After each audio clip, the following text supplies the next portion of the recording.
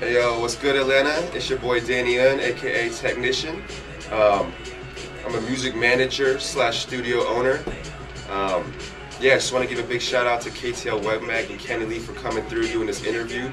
Hopefully we can get a little more in depth with what's going on in Atlanta, what's going on with the Korean American society, and what people like me and a handful of other producers, engineers, talents in Atlanta are doing.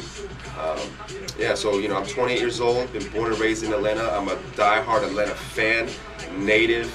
I'm so proud of my city, and I'm actually really happy about what Kenny's doing with KTLwebmag because it's an outlet for us and people like me who have a voice and share that there's other passes, other venues that all of y'all in Atlanta can take. So yeah, I hope y'all get a lot of good stuff out of this.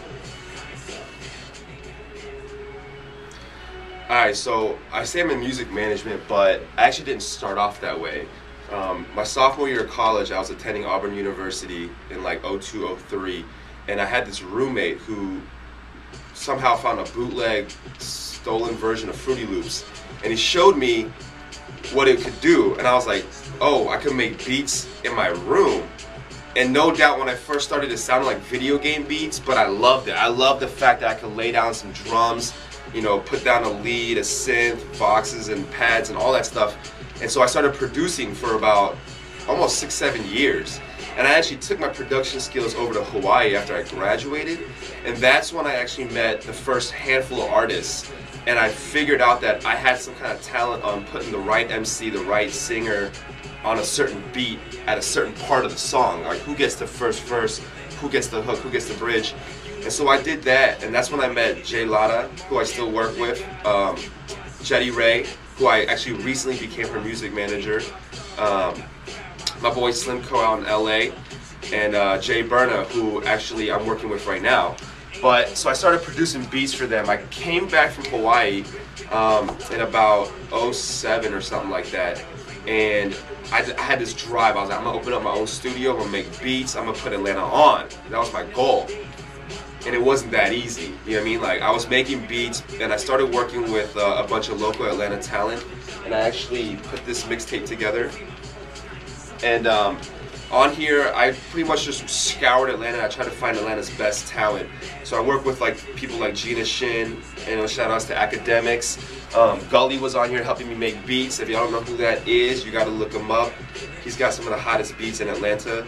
I work with Brian, Stans Honu, Penny, just a handful of people, and I started doing that, and then I realized you can make the sickest song in the world, but if it's only you and your homeboys listening to it in your basement, it doesn't mean anything. Your music has to get into the right hands with the right people, with the right power, and I realized I didn't know anybody like that. Just like how I started making beats out of necessity because I needed music, I realized I gotta educate myself. So I started meeting up executives, anybody that had any knowledge, entertainment lawyers. I went to Barnes & Nobles and bought my own books and started reading them through, which I'm still doing now to educate myself. And I kind of just transitioned from producer to management because I know that Atlanta needs an outlet with the mainstream major labels or independent labels even to get our music out there.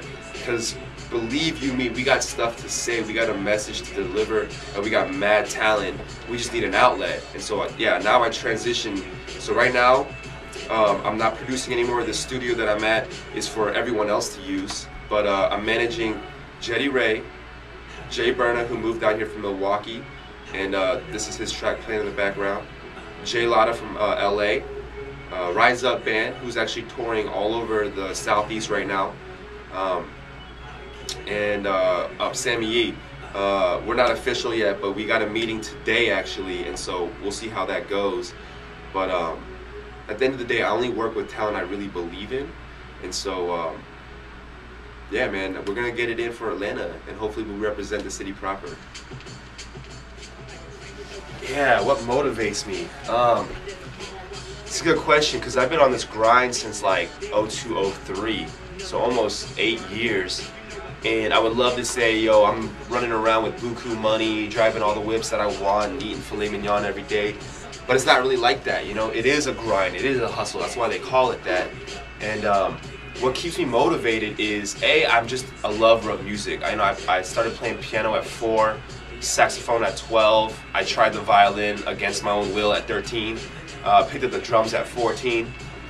And I just love what music does. Like the fact that there's could be no words in a song and it still makes you cry, it still gets you crunk, it still makes you want to hit the gym or hit somebody's face. Like music is such a powerful emotional tool, and I think when you couple that with great talent and people with a message that'll motivate and change the world, I think it's one of the most powerful forces in the world. Like no one can stop that. You put that on the radio, you put it on YouTube, like that, the influence of what good music can do is amazing.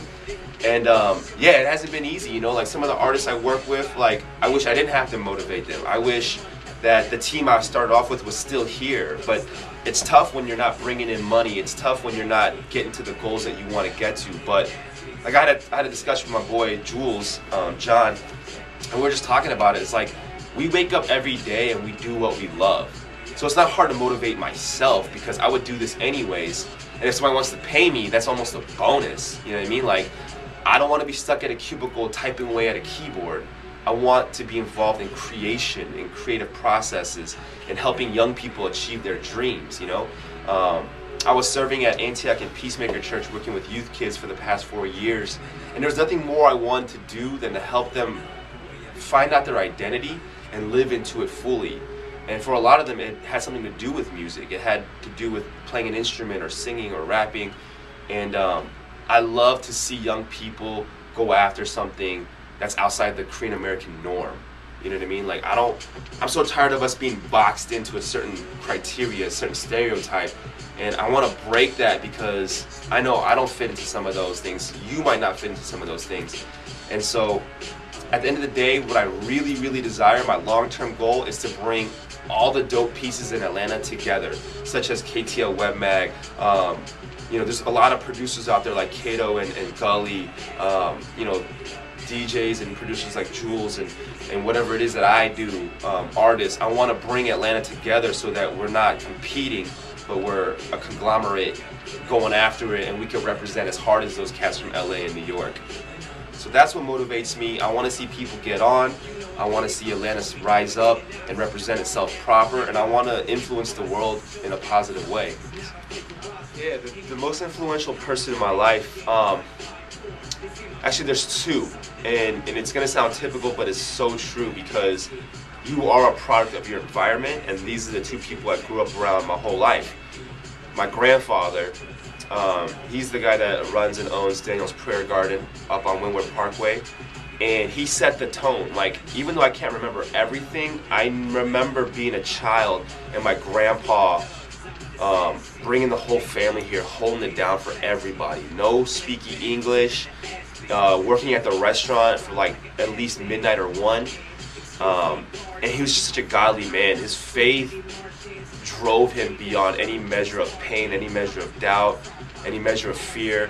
His faith in God really put our family where we're at. You know, I want to say it was just hard work and good luck, but I know that there was some greater plan for our family, and my grandpa's faith and his diligence really put us to where we are. And every time I'm in a dilemma, I need wise words of wisdom, I always run to him, because he's 80 years old and he's lived a lot of life and been through a lot of pain and struggle, and so I know he's got a lot of wisdom for me. Secondly is my father, which is ironic because I had such a tumultuous relationship with him growing up, if I even had one, because he was always working, he was always on the grind, he always had a lot of church stuff to do. Every time we would have a discussion, it was about how whack my grades were, and I would always tell him that it's never going to get better. But it's not conversation that I have with him, and it's not necessarily love that I receive from him, but it's observing how one of the most powerful, successful people in Atlanta lived his life.